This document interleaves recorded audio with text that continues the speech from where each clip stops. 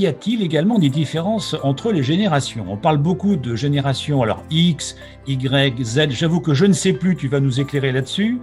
Y a-t-il des différences sur le management des jeunes? Est-ce que on peut manager des jeunes comme nous, par exemple, on a été managés? Est-ce que les choses ont changé?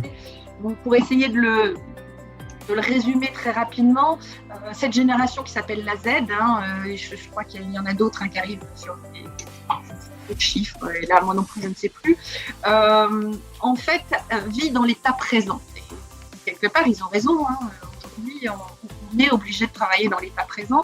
Ils sont nés dans un monde insécuritaire et ils ne se posent pas de questions sur le lendemain. Alors ils s'en posent quand même, il faut savoir, on a créé un blog il y a 3 ans, on a fait un questionnaire chez Proactif. On a fait un questionnaire il y a 2 mois justement, on a interviewé les jeunes pour savoir où ils en étaient, comment ils vivaient le Covid, etc. Donc je vous invite à aller regarder ces deux articles qui donnent la parole aux jeunes.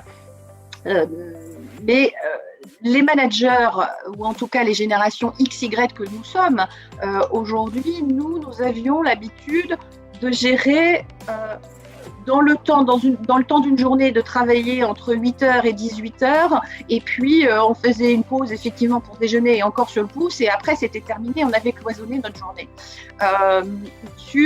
On faisait des stratégies à 10 ans, et tout était très fluide dans les entreprises, puisqu'en plus on faisait toute notre vie dans les entreprises pour beaucoup. Donc quand on arrivait, eh bien on était presque sûr de faire 2-3 sociétés, mais en tout cas on faisait notre carrière dedans.